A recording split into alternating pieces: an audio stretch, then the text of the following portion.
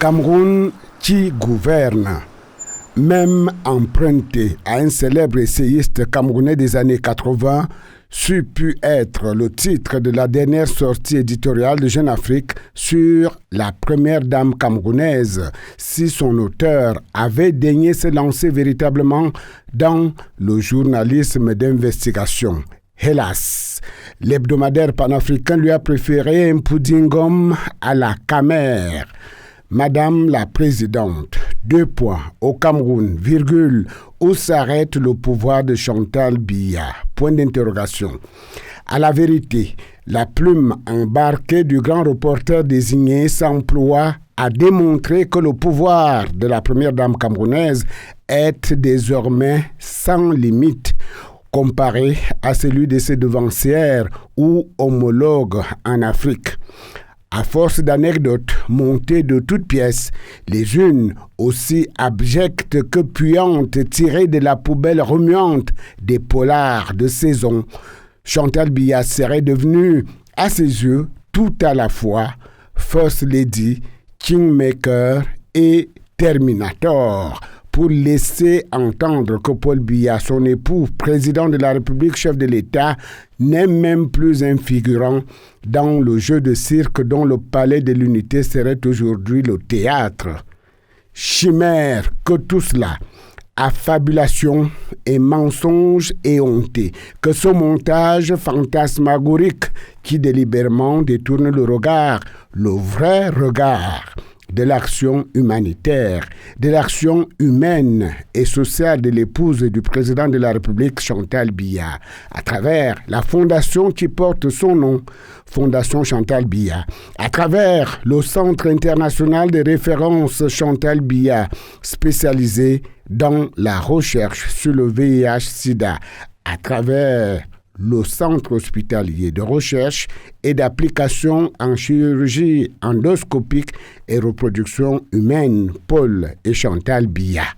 Alors, que cache ce floutage artistique sur le soft power, pourtant réel, de la première dame camerounaise à travers d'autres institutions telles que Synergies africaines ou le Cercle des Amis du Cameroun, CERAC?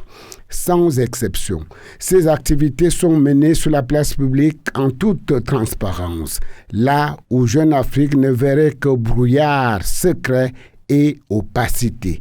En fait, c'est dans l'intertexte, en l'occurrence les intertitres, que campe le message subliminal de cet article de presse à la commande manifeste. Chantal Biya, une influence inédite. Les codes de Madame la Patronne, les paix brouillards du pouvoir, un équilibre politique temporaire. Traduction. Parce que Madame serait devenue calife à la place de calife, le Cameroun baignerait selon les côtiers de service dans un épais brouillard au point de rendre précaire l'équilibre du pouvoir. Cette déclamation sententielle est à la fois fausse et erronée. L'actualité récente au Cameroun administre la preuve du contraire.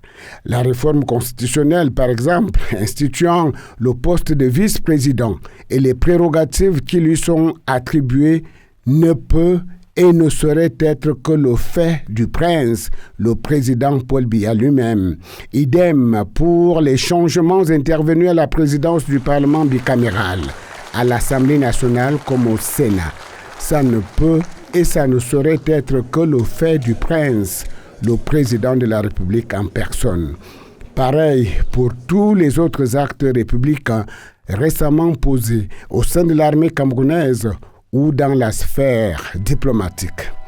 Au palais de l'unité ou ailleurs, à la base aérienne 101 de Yaoundé, personne d'autre que Paul Biya lui-même n'a reçu le pape Léon XIV en visite apostolique au Cameroun. Faudrait-il le crier à l'encan pour se faire entendre? Le Cameroun est tenu et bien tenu. Paul Biya est chaque jour aux œuvres de sa mission sacrée à la tête de l'État du Cameroun, comme à son habitude depuis 4 décennies, sans tambour ni trompette. Assidûment, patiemment, avec efficacité et efficience. Il modèle de ses mains le Cameroun de demain et pétrifie celui d'aujourd'hui. En sa qualité d'épouse et mère, Chantal Biya n'a de cesse de dire en petit comité et aujourd'hui sur la place publique: si Paul est l'élu de mon cœur depuis 32 ans, Paul Biya reste le seul élu du peuple camerounais souverain. Cette autre anecdote a sans doute échappé à la mémoire sélective du reporter de Jeune Afrique dans son grand Potomac de recyclage. Un contre-exemple en matière de pratique journalistique à ne pas reproduire. Le conseil vaut pour cette journée du 3 mai dédiée à la liberté de la presse et pour l'éternité.